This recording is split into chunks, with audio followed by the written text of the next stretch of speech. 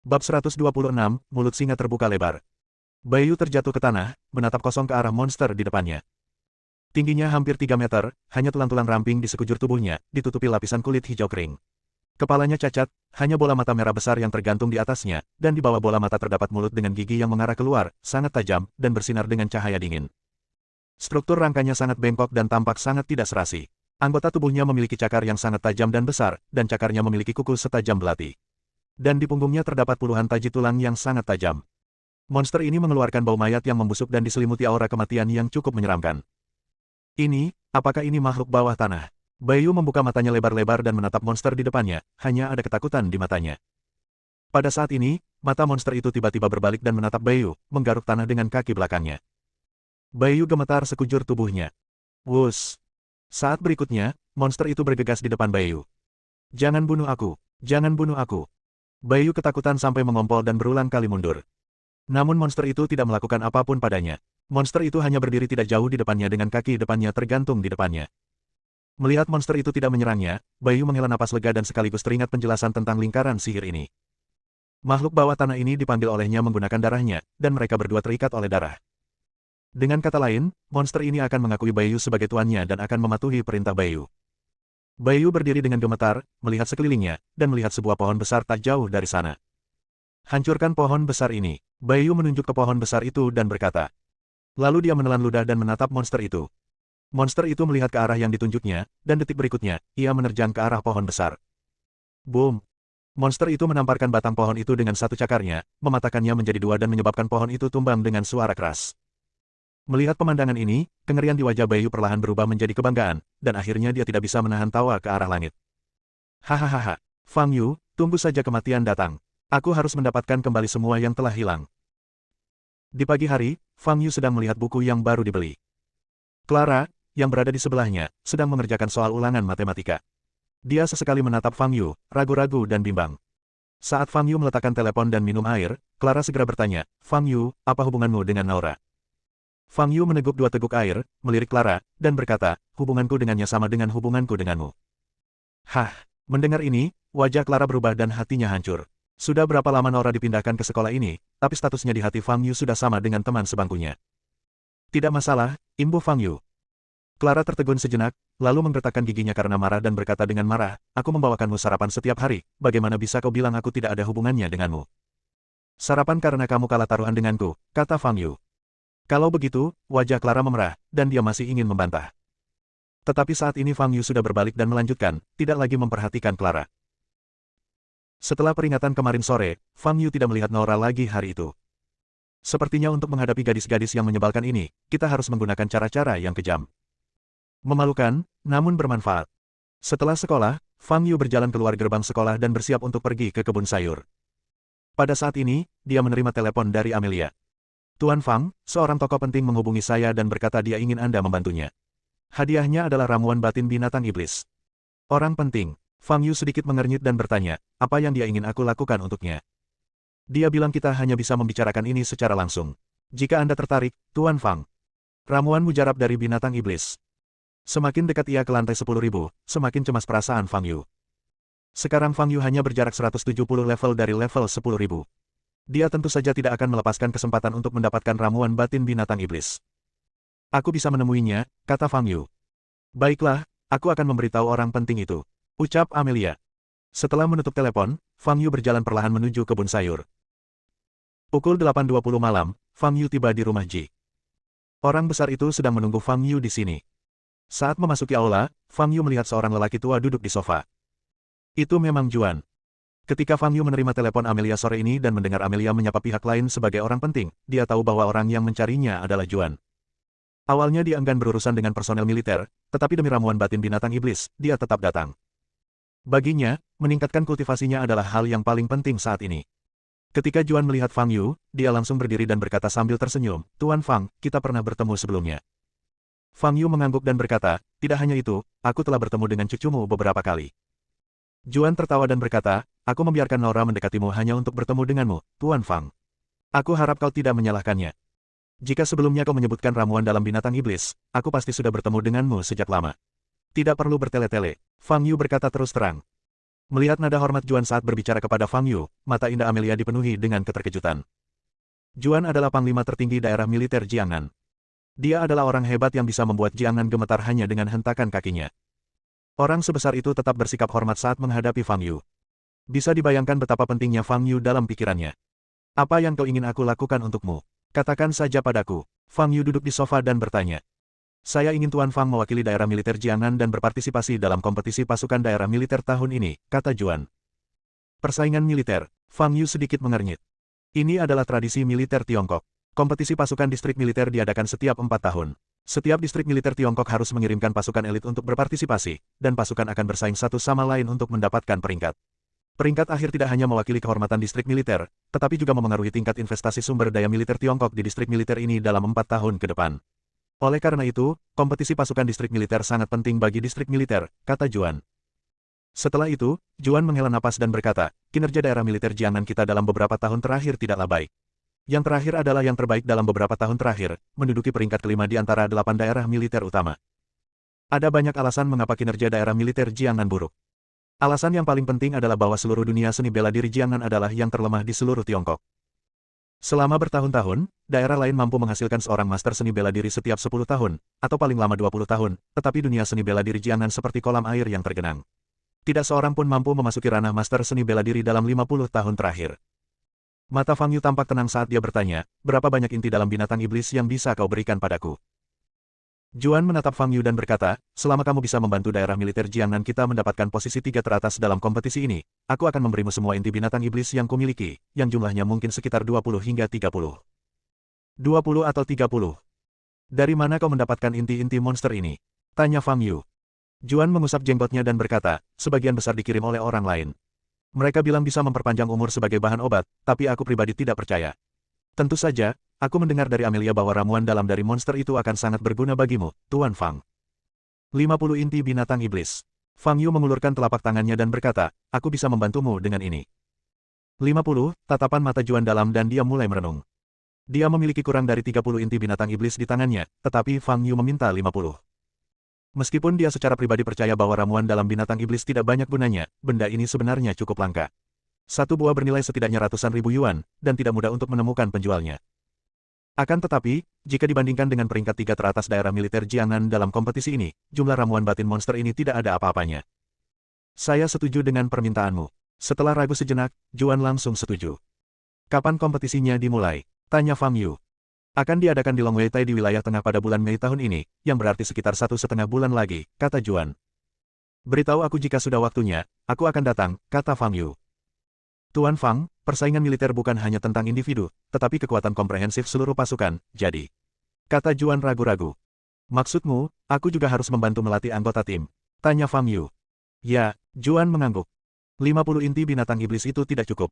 Kita butuh setidaknya 70, kata Fang Yu dengan tenang. Ekspresi Juan sedikit berubah. Amelia yang berdiri di samping juga terkejut. Dia tidak menyangka Fang Yu meminta harga setinggi itu. Bab 127, Keluarga Jin dalam masalah besar. Tahukah Anda, orang yang berdiri di depannya adalah Juan, panglima tertinggi daerah militer Jiangnan. Dengan status dan kekuasaan Juan, bukankah meminta bantuan seseorang hanya masalah sepatah kata? Tetapi Fang Yu tidak hanya menginginkan kompensasi, tetapi juga menginginkan kompensasi yang lebih tinggi dan lebih tinggi lagi. Jika Juan marah, itu akan menjadi masalah besar. Amelia dengan gugup mengamati ekspresi Juan, siap keluar untuk menenangkan keadaan kapan saja. Fang Yu duduk di sofa dengan menyilangkan kaki, mengambil cangkir teh dan menyesapnya 2 kali, tanpa beban psikologis apapun. Wajar saja jika membayar seseorang untuk membantu suatu pekerjaan. Terlebih lagi, Fang Yu membuat permintaan seperti itu karena dia tertarik dengan identitas Juan. Jika orang lain, bahkan jika Fang Yu meminta 70 inti dalam binatang iblis sebagai hadiah, mereka tidak akan bisa mendapatkan inti dalam binatang iblis sebanyak itu. Namun Juan berbeda. Sebagai seorang panglima tertinggi, ia pasti memiliki banyak cara untuk mengumpulkan ramuan batin monster. Juan mengerutkan kening dan berpikir keras. Namun tak lama kemudian, kerutan di dahinya mereda. Dihadapkan pada kehormatan wilayah militer, inti-inti monster ini tidak layak disebut sama sekali. Tidak masalah, Tuan Fang. Selama Anda dapat memastikan bahwa wilayah militer kita berada di peringkat 3 teratas dalam kompetisi, saya akan memberi Anda tidak kurang dari 70 inti binatang iblis sebagai hadiah. Kata Juan. Baiklah. Fang Yu mengangguk, lalu teringat sesuatu dan berkata, ngomong-ngomong, aku akan mewakili daerah militermu dalam kompetisi, dan aku tidak akan menggunakan nama asliku. Aku akan menggunakan identitas baru saat itu. Apakah itu tidak apa-apa? Tidak masalah. Juan mengangguk. Jiangan Utara, area villa puncak gunung. Di depan gerbang keluarga Jin, dua bayangan terpantul di bawah cahaya dua lampu jalan di samping pintu. Salah satu bayangan itu merupakan sosok manusia yang memanjang, sedangkan bayangan lainnya merupakan bentuk alien yang sangat mengerikan. Fang Yu, kau tidak menyangka aku akan kembali secepat ini, kan? Baiyu menatap keluarga Jin yang terang benderang di depannya dengan senyum ganas di wajahnya. Berdiri di sampingnya adalah monster yang merangkak keluar dari tanah. Pada saat ini, dua orang penjaga keamanan yang berpatroli melihat sosok di gerbang keluarga Jin dan bertanya dengan keras, "Siapa Anda? Siapa yang Anda cari?" Baiyu tidak menjawab. Kedua penjaga keamanan itu saling memandang dan berjalan menuju gerbang. Pada saat ini, monster yang berdiri di samping Baiyu mengeluarkan geraman pelan dari tenggorokannya. "Apakah kamu lapar? Jangan khawatir, semua orang di sini akan menjadi makananmu hari ini," kata Baiyu dengan tatapan tajam di matanya. Dua orang penjaga keamanan menghampiri Baiyu dan hendak menginterogasinya. Tetapi pada saat ini, mereka melihat monster berdiri di samping Baiyu. Ah! Seketika kedua satpam itu ketakutan, muka mereka berubah drastis, mereka berteriak dan berbalik hendak lari. Keduanya adalah makanan pembuka, mari kita makan. Baiyu menyeringai. Begitu dia selesai berbicara, monster di sebelahnya bergegas maju dan menyusul kedua petugas keamanan itu dalam 2 atau 3 langkah. Ia menjulurkan kedua capitnya dan mencengkeram kepala kedua petugas keamanan itu secara bersamaan. Boom! Kepala kedua petugas keamanan itu meledak seketika bagaikan semangka, warna merah dan putih berceceran di mana-mana. Monster itu mencengkeram jasad seorang petugas keamanan dan menjejalkannya ke dalam mulutnya, menelan seluruh tubuh orang itu dalam 2 gigitan, lalu menjejalkan petugas keamanan lain ke dalam mulutnya. Klik, klik. Suara mengerikan dari tulang yang patah keluar dari mulutnya. Apa yang telah terjadi? Teriakan kedua orang satpam itu menarik perhatian orang yang ada di dalam rumah, dan seorang laki-laki setengah baya pun keluar. Pria parubaya itu kebetulan melihat monster itu memegang sisa-sisa jasad penjaga keamanan di mulutnya. Ia berteriak dan segera berlari kembali ke dalam rumah. Ada monster di luar, teriak lelaki itu sambil berlari. Seluruh keluarga Jin terkejut mendengar suaranya. Semua orang di keluarga Jin sedang makan malam di ruang dalam saat ini. Ketika mereka mendengar suara pria ini, wajah mereka berubah drastis. Kepala keluarga, Barto, berdiri, menatap pria yang ketakutan dan pucat, dan bertanya, "Monster apa yang kamu bicarakan?" Di luar, ada satu di luar. Lelaki itu begitu ketakutan hingga ia tidak bisa bernapas dan pingsan.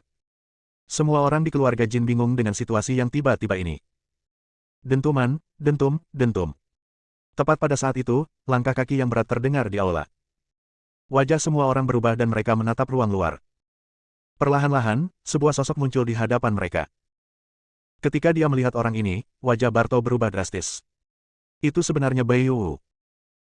Setelah Fang Yu pergi hari itu, dia awalnya ingin mengirim Baiyu ke Asosiasi Seni Bela Diri Jiangnan dan mengurungnya di penjara langit. Namun kemudian Baiyu menyelinap pergi dengan dalih pergi ke toilet. Barto mengira dia tidak akan pernah melihat Baiyu lagi, tetapi dia tidak menyangka bahwa setelah beberapa hari, Baiyu kembali lagi. "Apakah Anda sedang makan, Tuan Jin?" tanya Baiyu dengan senyum sinis di wajahnya. "Apa yang ingin kamu lakukan?" Barto bertanya dengan suara berat, mengetahui bahwa pengunjung itu memiliki niat jahat. "Temanku lapar dan aku ingin mencarinya makanan," kata Baiyu. Barto menatap Baiyu dengan wajah muram, tidak tahu apa maksud kalimat ini. "Mari, biar kutunjukkan teman baruku." Pada saat ini, Baiyu minggir. Dentuman, dentum. Terdengar suara langkah kaki lagi. Tak lama kemudian, semua orang di keluarga Jin melihat monster itu. Pada taringnya masih terdapat sisa darah dan isi perut manusia, dan tubuhnya mengeluarkan bau busuk dan berdarah. Semua orang di keluarga Jin tercengang sejenak, lalu wajah mereka menjadi pucat dan mereka berteriak. Banyak orang yang begitu ketakutan hingga mereka tidak bisa duduk diam dan jatuh ke tanah. Kecuali di film, mereka belum pernah melihat monster seperti itu sebelumnya. Barto tampak pucat, menatap Baiyu, dan bertanya, "Kamu, apa yang ingin kamu lakukan?" "Pertama, aku ingin memberi makan teman-temanku, lalu, aku ingin melihat Fang Yu." Baiyu berkata dengan kebencian di matanya. Tuan Fang, wajah Barto memucat. "Saya melihat Anda tampaknya mengobrol baik dengannya, dan bahkan ingin menjadikan putri Anda sebagai muridnya. Saya pikir Anda seharusnya dapat menemukan Fang Yu, bukan?" kata Baiyu sambil menyipitkan matanya. Tuan Wu, aku sama sekali tidak mengenal Tuan Fang," kata Baiyu. Baiyu tersenyum dingin dan melirik makhluk bawah tanah di sampingnya. Monster itu segera mengambil beberapa langkah ke depan, merentangkan cakarnya, meraih seorang anggota keluarga Jin, dan memasukkannya ke dalam mulutnya.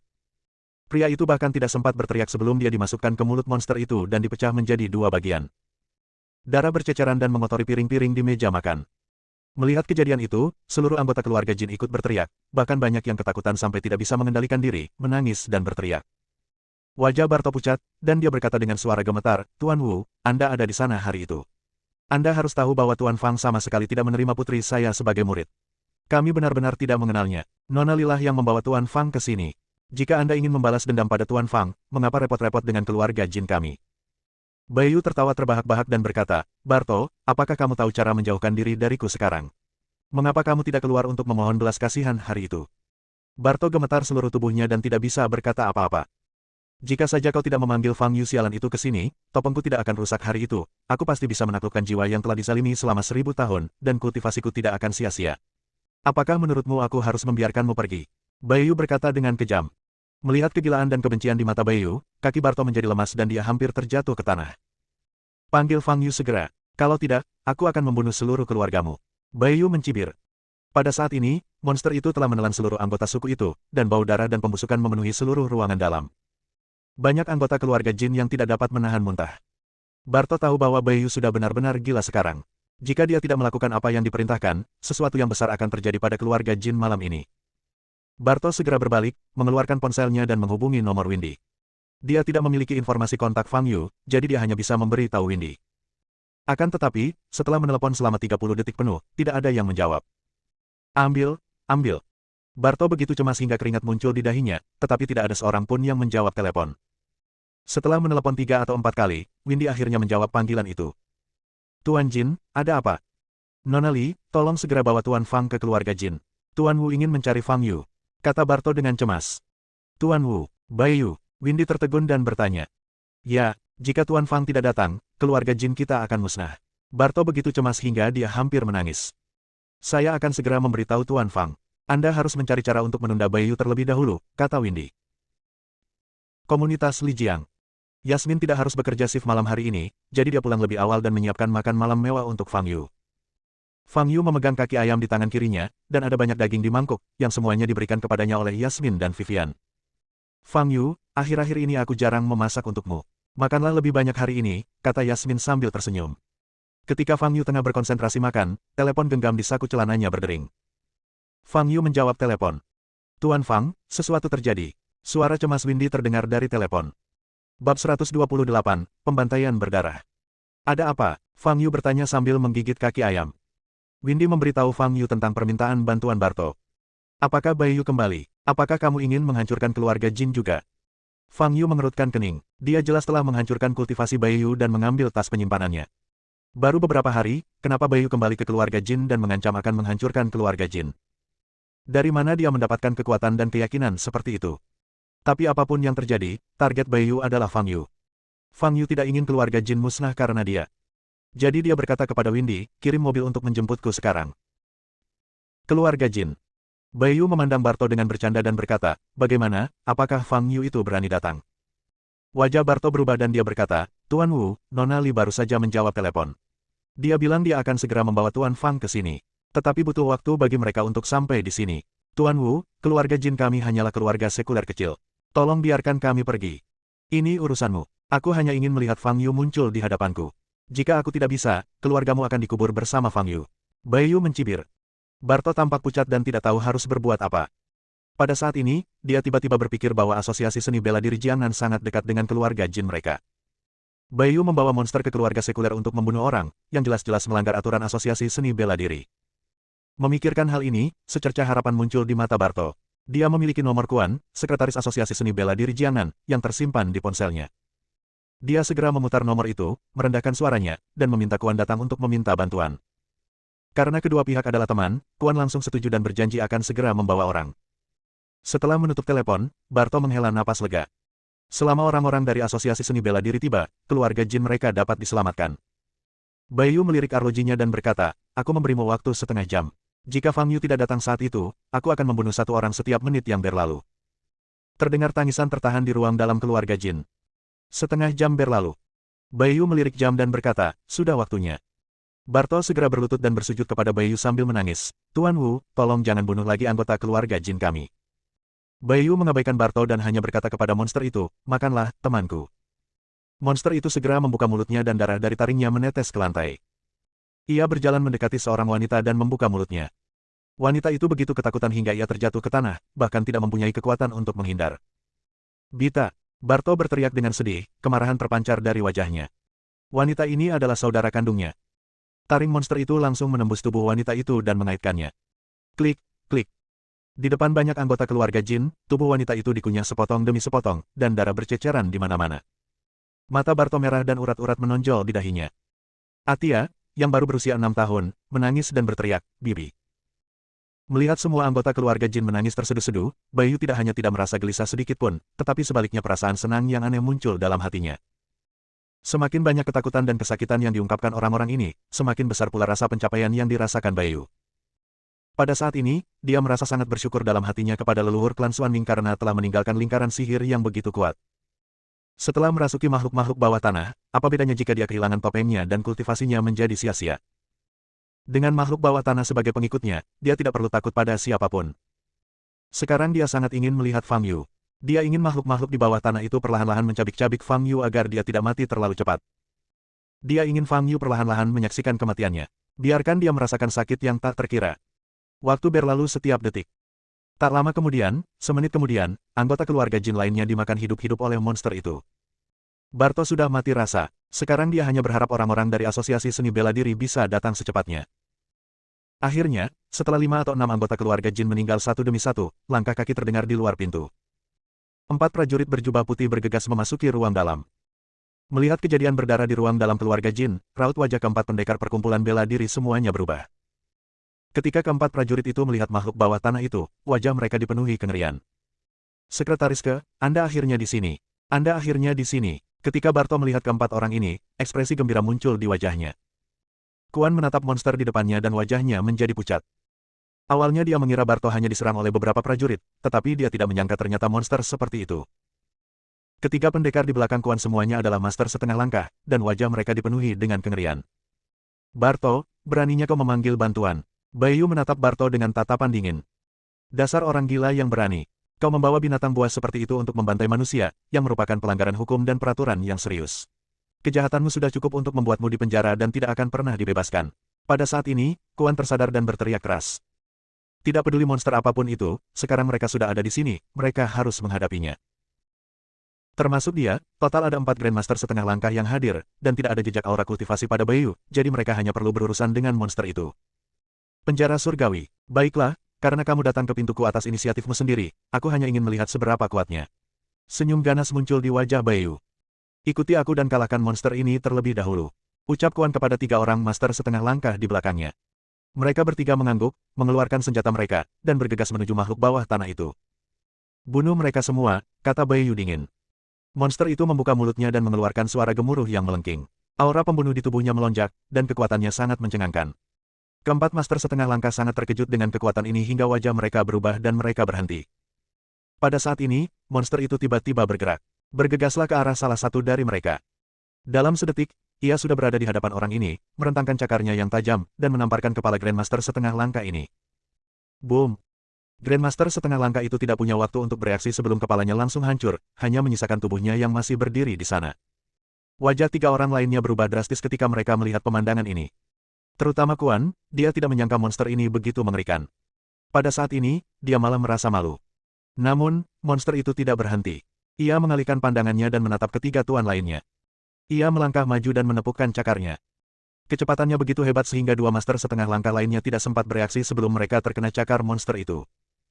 Tubuh salah satu dari mereka hancur berkeping-keping, sementara yang lain menghindari separuh tubuhnya tetapi kehilangan lengan kanannya dan berteriak kesakitan.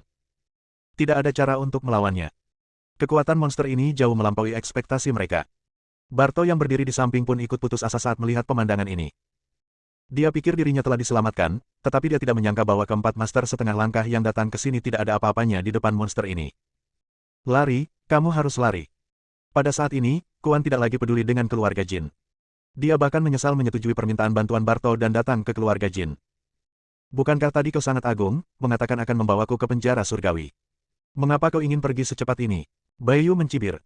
Monster itu menghancurkan master setengah langkah yang belum mati, berbalik dan menatap Kuan yang melarikan diri, memutar matanya, dan bergegas mendekat. Dalam sekejap, ia berlari ke belakang Kuan, mengulurkan jari, dan langsung menusuk jantung Kuan. Kemudian, ia memasukkan mayat Kuan ke dalam mulutnya. "Aku ingat Fang Yu berkata hari itu bahwa gadis ini memiliki bakat besar dalam seni bela diri, kan? Daging dan darahnya yang masih muda, mungkin teman-temanku akan lebih menyukainya. Pada saat ini, Baiyu berdiri, menatap Atia, dan berkata. Sambil berbicara, monster itu berbalik dan menatap Atia yang tengah duduk di bangku dan menangis. Tolong, jangan bunuh dia. Barto membelalakan matanya dan bersujud kepada Baiyu sekeras-kerasnya hingga lantai berdenting-denting. Aku sudah kehabisan kesabaran. Kalau mau menyalahkan orang lain, salahkan saja Fang Yu karena datang terlambat. Baiyu mencibir. Monster itu melangkah 2 langkah ke arah Atia dan membuka mulutnya yang berdarah. Taringnya yang tajam tampak sangat menyeramkan di bawah cahaya. Barto menangis dan menutup matanya. Dia tahu bahwa sedetik kemudian, putri kesayangannya akan dimakan hidup-hidup oleh monster ini. Boom! Pada saat ini, lampu merah menyala. Monster itu hendak menutup taringnya ketika terkena cahaya merah dan terbang menjauh. Bab 129, hancurkan. Boom! Monster besar itu menabrak tembok di belakangnya dan seluruh tembok runtuh seketika. Melihat pemandangan ini, wajah semua orang berubah dan mereka menoleh ke arah pintu. Suatu sosok berdiri di sana. Itu Fang Yu. Ketika Baiyu melihat Fang Yu muncul, wajahnya menjadi sangat kesal. Fang Yu, akhirnya kau di sini. Hari ini, aku akan membalaskan dendamku dan Ajiu di saat yang sama. Bersiaplah untuk mati. Baiyu menatap Fang Yu dan menggeram. Fang Yu melirik Baiyu dengan tatapan acuh tak acuh di matanya, dan berkata, bukankah lebih baik hidup? Aku menyelamatkan hidupmu terakhir kali, jadi mengapa kamu begitu ingin mengembalikannya? Wajah Baiyu muram, dan dia mencibir, Fang Yu, aku tidak perlu menggunakan tanganku sendiri untuk membunuhmu. Rekan-rekanku bisa mencabik-cabikmu. Benarkah? Temanmu benar-benar jelek. Fang Yu menyipitkan matanya sedikit saat melihat monster yang merangkak naik lagi. Makhluk bawah tanah. Dilihat dari bau busuk dan mematikan yang tercium dari monster tersebut, Fang Yu sangat yakin kalau monster di hadapannya itu adalah makhluk bawah tanah. Makhluk bawah tanah adalah istilah umum, dan Fang Yu tidak yakin spesies spesifik apa monster di depannya. Namun, bagaimana Baiyu menciptakan makhluk bawah tanah? Fang Yu hanya tahu satu cara untuk memanggil makhluk bawah tanah, dan itu adalah pengorbanan darah. Gunakan sebagian besar makhluk hidup untuk membangunkan makhluk yang tidur di bawah tanah. Metode ini sangat kejam dan berdarah. Metode ini dilarang keras oleh Aliansi Kebenaran 4000 tahun yang lalu, dan mungkin sudah hilang sekarang. Mungkinkah Baiyu telah menguasai metode pengorbanan darah? Fang Yu menatap Baiyu dan sedikit mengernyit. Tepat saat Fang Yu tengah asyik melamun, monster yang merangkak itu melangkah ke lantai dengan satu lompatan, menyebabkan seluruh ruangan berguncang. Ia melesat ke arah Fang Yu dengan kecepatan luar biasa. Wuss! Sebuah bayangan hijau melintas di udara. Dalam sekejap, monster itu menyerbu ke depan Fang Yu, membuka mulutnya yang cacat, mengangkat taringnya yang tajam, dan mengarahkan langsung ke kepala Fang Yu. Windy, yang mengikuti Fang Yu tidak jauh di belakangnya, melihat monster itu begitu dia mendekat. Dia sangat takut sehingga dia berteriak dan jatuh ke tanah. Fang Yu berdiri di depan monster itu, tidak menghindar maupun menghindar. Pada saat ini, monster itu hendak menutup mulutnya. Kepala Fang Yu hampir digigit monster itu. Terdengar teriakan di mana-mana. Kau datang di waktu yang tepat. Aku khawatir tidak bisa menemukan seseorang untuk menguji tubuh fisikmu. Fang Yu mencibir, tiba-tiba mengangkat kakinya, dan menendang perut monster itu. Boom! Terdengar suara ledakan keras, dan sebelum monster itu bisa menutup mulutnya, ia mengeluarkan raungan aneh dan terbang mundur. Boom! Monster itu jatuh lagi ke tumpukan tembok yang runtuh. Sayangnya, kekuatannya tidak sekuat itu. Fang Yu menghela napas dan menggelengkan kepalanya. Melihat makhluk bawah tanah itu dengan mudah disingkirkan oleh Fang Yu 2 kali, wajah Baiyu sedikit berubah. Dia tahu betul betapa kuatnya makhluk-makhluk bawah tanah itu. Keempat master setengah langkah dari asosiasi seni bela diri seperti anak berusia 3 tahun di depan monster ini dan mereka bahkan tidak memiliki kekuatan untuk melawan. Tetapi begitu Fang Yu tiba, monster itu menderita cedera terus-menerus. Bagaimana kekuatannya bisa begitu kuat? Namun, meski begitu, Baiyu masih percaya pada monster ini. Karena ia adalah makhluk bawah tanah yang merangkak keluar dari dalam tanah. Makhluk-makhluk di bawah tanah itu mungkin adalah monster atau pendeta yang kuat saat mereka masih hidup. Setelah mati, jiwa mereka tetap tinggal dan terkubur di bawah tanah untuk waktu yang lama. Setelah dipelihara oleh energi kematian selama ratusan atau ribuan tahun, mereka secara bertahap menjadi semakin kuat. Hal terpentingnya ialah makhluk-makhluk di bawah tanah tidak akan pernah mati, mereka hanya akan menjadi lebih kuat saat bertarung. Karena secara tegas, makhluk bawah tanah sendiri bukanlah makhluk hidup. Tapi itu benda mati. Fang Yu menjatuhkan makhluk bawah tanah ini 2 kali, yang mana hanya membangkitkan amarahnya dan membuatnya semakin kuat. Hari ini, dia pasti akan mencabik-cabikmu. Fang Yu. Baiyu menatap Fang Yu dengan tatapan tajam. Kakak. Monster itu bangkit lagi, membuka mulutnya dan mengeluarkan raungan aneh. Gas hitam keluar dari tubuhnya dan langsung memenuhi seluruh ruangan dalam. Semua orang di keluarga Jin, termasuk Baiyu, mengubah ekspresi mereka saat mereka mencium bau campuran darah dan bau mayat yang membusuk, yang sangat tidak menyenangkan. Banyak orang tidak dapat menahan muntah. Fang Yu sedikit mengernyit dan berkata, menjijikkan sekali. Monster itu meraung ke langit dan menyerbu ke arah Fang Yu lagi. Ia merentangkan cakarnya dan menyerang Fang Yu dengan cepat dengan kecepatan yang luar biasa. Fang Yu langsung mengulurkan tangannya untuk menghalangi. Melihat pemandangan ini, senyum jenaka muncul di wajah Beiyu. Benar-benar menikmati perlawanan dengan tangan kosong. Pengadilan kematian. Kuku pada cakar monster ini lebih tajam dari pisau. Selama lengan Fang Yu disentuh oleh cakar monster itu, lengannya akan langsung terpotong. Namun detik berikutnya, Beiyu tertegun. Lengan Fang Yu terlihat bersinar dengan cahaya kemasan. Boom! Kuku tajam monster itu memotong lengan Fang Yu. Lengan Fang Yu tidak patah, tetapi kuku pada cakar monster itu patah. Fang Yu melirik lengannya dan mengerutkan kening. Ini tidak berdarah. Dia juga ingin melihat apakah darah emas akan mengalir sekarang. Setelah kukunya patah, monster itu tampak sangat marah dan meraung ke arah langit. Kau benar-benar jelek. Fang Yu menutup hidungnya dengan tangan kirinya, mengepalkan tangan kanannya, dan meninju perut monster itu. Boom! Terdengar ledakan keras lagi, dan monster itu terlempar mundur lagi dan jatuh dengan keras ke dinding. Pada saat ini, ekspresi semua orang di ruang dalam tampak suram. Apa yang sedang terjadi? Hanya beberapa menit yang lalu, mereka mengira monster ini adalah kengerian yang tak tertandingi. Bahkan keempat master setengah langkah dari asosiasi seni bela diri tidak berdaya di depan monster ini dan dengan mudah dibunuh. Tetapi setelah Fang Yu muncul, dia menjatuhkan monster itu 3 kali. Yang paling penting adalah Fang Yu terlihat cukup santai, seolah-olah dia tidak berusaha keras sama sekali. KKK. Monster itu memanjat keluar dari tumpukan batu lagi, membuka mulutnya dan mengeluarkan raungan yang lebih keras. Setelah dipukul Fang Yu 3 kali berturut-turut, ia tampak tidak terluka. Tubuhnya masih utuh, tetapi aura kematian yang dipancarkannya semakin kuat setiap kali. Sepertinya kekuatan ini tidak cukup. Fang Yu menyipitkan matanya sedikit dan berpikir dalam hati. Monster itu meraung ke langit sebentar, lalu menyerbu ke arah Fang Yu lagi. Kali ini kecepatannya bahkan lebih cepat dari sebelumnya. Ketika jaraknya kurang dari 10 meter dari Fang Yu, ia melompat dan mendarat di kepala Fang Yu. Kemudian, ia membalikkan badannya dan menusuk Fang Yu dengan taji tulang di punggungnya. Fang Yu mengangkat kepalanya dan melihat puluhan taji tulang tajam hanya beberapa sentimeter darinya. Kau pantas mati sekarang, Fang Yu. Senyuman ganas muncul di wajah Beiyu. Tetapi Fang Yu mengulurkan tangannya lagi dan memegang taji tulang terpanjang. Jadi monster itu hanya tinggal di udara. Taji tulang itu sangat dekat dengan kepala Fang Yu, tetapi tidak dapat masuk 1 sentimeter pun. Monster itu meronta hebat, berusaha melepaskan diri dari tangan Fang Yu. Fang Yu mencengkeram taji tulang itu dan menghantamkannya dengan keras. Boom! Seluruh tubuh monster itu dihancurkan ke tanah oleh Fang Yu, meninggalkan penyok. Fang Yu tidak berhenti. Dia mengangkat kakinya lagi dan menginjak dada monster itu. Boom! Dengan suara keras, seluruh rumah berguncang. Lubangnya jadi makin besar. Tubuh monster itu diinjak ke dalam lubang yang dalam. Namun demikian, tulang-tulang di dada monster itu tidak patah atau hancur. Bagaimana tulang makhluk bawah tanah ini bisa sekeras ini? Apa itu saat dia masih hidup? Sedikit keterkejutan muncul di mata Fang Yu. Dengan tendangan ini, dia telah menggunakan hampir 10% kekuatannya, yang cukup untuk menghancurkan kristal Tiandou. Monster itu meraung dan mengayunkan cakarnya untuk menangkap Fang Yu. Tendang sendi tulangnya dan lihat apa pengaruhnya. Fang Yu dengan cepat menendang monster itu di sendi kaki depannya. Klik, klik. 2 suara renyah tulang patah terdengar, dan kaki depan monster itu langsung patah dan jatuh. Berhasil. Mata Fang Yu bergerak sedikit, lalu dia mengangkat kakinya lagi dan menginjak 2 sendi tungkai bawah monster itu. Retakan. Dengan cara ini, keempat anggota tubuh monster itu dipatahkan oleh Fang Yu. Monster itu tergeletak di dalam lubang, mulutnya menganga lebar, meraung, dan tubuhnya berjuang keras, tetapi tidak berhasil. Pada saat ini, wajah Beiyu telah berubah. Dia tidak menyangka bahwa makhluk bawah tanah ini sama sekali tidak diuntungkan saat menghadapi Fang Yu, bahkan tidak punya kekuatan untuk melawan. Awalnya ia mengira setelah dipukul beberapa kali, monster itu akan marah dan mencabik-cabik Fang Yu. Tapi dia salah. Sekarang, bahkan anggota tubuh makhluk bawah tanah ini dipatahkan oleh Fang Yu. Orang lain yang hadir juga memandang Fang Yu dengan ngeri.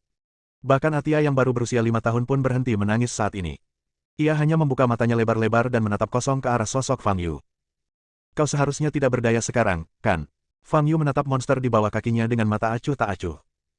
Tetapi pada saat ini, gas hitam keluar dari monster itu. Udara hitam membelit sendi-sendi anggota tubuhnya yang patah. Klik, klik, klik. Tulang-tulang yang patah itu disambung dengan kecepatan yang terlihat oleh mata telanjang. Benar-benar bisa pulih seperti ini. Fang Yu tertegun sejenak, matanya penuh kejutan. Bahkan dia belum pernah melihat kemampuan pemulihan yang begitu kuat. Setelah anggota tubuhnya pulih, monster itu meraung dan tiba-tiba berdiri. Ia mengulurkan cakarnya lagi dan menamparkan Fang Yu. Fang Yu mundur dan menghindari serangan itu. Monster itu berdiri dari lubang dan bergegas menuju Fang Yu lagi. Tidak ada habisnya, tidak ada gunanya terus seperti ini. Fang Yu menjadi sedikit tidak sabar. Dia melangkah mundur dengan kaki kirinya dan mengepalkan tangan kanannya. Aura mengerikan terpancar dari tangan kanan Fang Yu. Boom! Tanah di bawah kaki Fang Yu tiba-tiba runtuh. Windy dan beberapa pengawal yang paling dekat dengan Fang Yu terlempar oleh kekuatan yang dahsyat. Langit-langit runtuh, retakan muncul di dinding di dekatnya. Melihat pemandangan ini, wajah Bai Yu berubah drastis. Dia tidak pernah merasakan aura yang begitu menakutkan. Bahkan dari pemimpin klan yang terkuat dalam benaknya, dia tidak pernah merasakan aura sekuat itu. Bab 130, dialah monsternya. Ini, Bai Yu membuka matanya lebar-lebar dan menatap Fang Yu, hanya ada ketakutan di matanya. Seberapa kuat Fang Yu di depan kita? Kekuatan pukulan ini sendiri sudah cukup untuk membuat orang merasa tercekik bahkan sebelum dilempar. Pah! Lampu gantung di langit-langit jatuh, menimbulkan teriakan. Gedungnya mau runtuh, lari. Beberapa orang akhirnya sadar dan berteriak keras. Barto bergegas ke samping, memeluk Atia dalam tangannya, dan berlari keluar dengan cepat. Semua orang yang hadir bereaksi cepat dan berlari keluar dalam waktu 10 detik. Tapi Bai Yu tidak melarikan diri. Karena dia tidak dapat berlari lagi. Setelah merasakan kekuatan Fang Yu yang mengerikan, dia tahu dia telah kalah. Makhluk bawah tanah yang dipanggilnya dihancurkan sepenuhnya oleh Fang Yu dan tidak memiliki kesempatan untuk membunuh Fang Yu. Akan tetapi, makhluk bawah tanah tidak memiliki kecerdasan, apalagi apa yang disebut penilaian. Sekalipun aura yang terpancar dari Fang Yu begitu mengerikan, aura itu tetap menyerbu ke depan, ingin mencabik-cabik Fang Yu. Tinju kanan Fang Yu memancarkan cahaya keemasan yang menyilaukan dan melesat maju. Boom! Ledakan itu bergema di langit. Seluruh rumah runtuh. Orang-orang dari keluarga Jin yang baru saja keluar dari rumah memandang rumah yang runtuh dengan wajah ngeri. Di antara reruntuhan, Fang Yu berjalan di depan makhluk bawah tanah. Kau tidak akan bisa pulih seperti ini, kan? Fang Yu menatap makhluk-makhluk bawah tanah di reruntuhan di kejauhan. Pada saat ini, sebuah lubang besar muncul di dada makhluk bawah tanah ini, dan tidak ada tulang atau kulit yang terlihat. Anggota tubuhnya masih ada, tetapi ia sama sekali tidak bisa bergerak. Jelas saja, setelah mengalami kerusakan sebesar itu, makhluk bawah tanah pun tidak dapat pulih. Fang Yu menoleh dan menatap Bai Yu yang sedang duduk di tanah. Bai Yu beruntung dan tidak terbunuh oleh bebatuan yang runtuh, tetapi kaki kanannya patah. Fang Yu melangkah maju, menatap Bai Yu, dan bertanya, aku ingin tahu, bagaimana kamu memanggil makhluk bawah tanah ini? Wajah Bai Yu pucat pasi. Dia menatap Fang Yu, bibirnya bergerak tetapi dia tidak bisa berbicara. Di matanya, Fang Yu adalah monster yang sesungguhnya. Bahkan makhluk-makhluk di bawah tanah pun terbunuh oleh satu pukulannya, jadi adakah yang tidak bisa dia lakukan? Seharusnya itu lingkaran sihir di perkamen di tas penyimpananmu, kan? Fang Yu mengangkat alisnya dan bertanya. Wajah Bai Yu berubah. Dia benar-benar lupa tentang ini. Diagram rincin lingkaran sihir itu masih ada di dalam tas penyimpanan dan sekarang ada di tangan Fang Yu. Lingkaran sihir untuk memanggil makhluk bawah tanah ini adalah teknik terlarang rahasia klan Xuanming mereka dan tidak boleh dibagikan kepada orang luar. Namun kini, Bai Yu tidak lagi mempedulikan hal-hal tersebut. Dia tahu bahwa tidak mungkin dia akan meninggalkan tempat ini hidup-hidup malam ini. Aku sangat penasaran dengan klan Xuanmingmu. Klanmu tampaknya mengetahui banyak hal aneh, kata Fang Yu. Bai Yu menutup mulutnya rapat-rapat dan tidak mengatakan apapun. Karena ia memang ditakdirkan mati, ia tidak perlu lagi membocorkan rahasia tentang klan Xuanming. Fang Yu mengulurkan jarinya dan menyentuh dahi Bai Yu. Cahaya putih menyala, dan mata Bai Yu langsung menjadi tumpul. Berapa tahun yang lalu klan Xuanmingmu pertama kali muncul? Tanya Fang Yu. Petik 2 titik titik titik. Aku tidak tahu, jawab Bai Yu. Fang Yu sedikit mengernyit dan bertanya, kapan teknik-teknik yang telah kau kuasai ini sampai kepada kita? Itu diwariskan kepada kami oleh leluhur klan Xuanming, tetapi kami tidak tahu waktu pastinya, jawab Bai Yu. Jelas saja Bai Yu tidak mengetahui sejarah klan Xuanming. Oleh karena itu, Fang Yu berhenti menanyakan pertanyaan semacam itu kepadanya dan malah bertanya, di mana tempat berkumpulnya klan Xuanmingmu? Di barat daya. Sebelum Bai Yu menyelesaikan kata-katanya, seluruh tubuhnya tiba-tiba bergetar dan matanya menjadi gelap. Beraninya kau, dasar orang gila yang berani, menyakiti orang-orang Xuanmingku lagi dan lagi. Suara Bai Yu tiba-tiba berubah-ubah dan penuh amarah. Kamu salah. 2 kali, kamu dari klan Xuanming yang menyerangku lebih dulu. Aku hanya melawan balik untuk membela diri, kata Fang Yu enteng. Anak muda, jika kau bisa berbalik dari kesalahanmu dan menyelamatkan nyawa Bai Yu, klan Xuanming kami mungkin tidak akan mengejarmu lagi. Pihak lain berkata dengan suara yang dalam. Aku sudah memberinya kesempatan, tetapi dia bersikeras untuk mati dan bahkan membawa makhluk bawah tanah bersamanya. Aku tidak punya kesabaran lagi kali ini, kata Fang Yu. Makhluk bawah tanah. Pihak lain jelas tercengang. Karena kau ingin membalas dendam padaku, maka beritahu aku lokasi klan Xuanming milikmu. Aku akan mengambil inisiatif untuk menemukanmu dan menyelamatkanmu dari banyak masalah, kata Fang Yu. Anak muda, kamu pasti akan menyesali semua yang kamu lakukan hari ini. Kata pihak lainnya dengan marah. Ya, aku akan menyesalinya, tetapi bisakah kau memberitahuku alamat klan Xuanmingmu terlebih dahulu? Fang Yu mengangkat alisnya dan bertanya. Namun sedetik kemudian, cahaya hitam di mata Baiyu menghilang, dan matanya menjadi jernih kembali.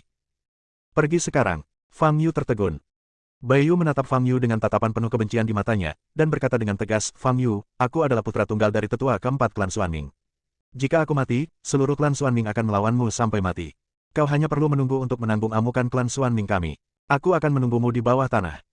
Setelah berkata begitu, Baiyu menggigit pangkal lidahnya dengan keras.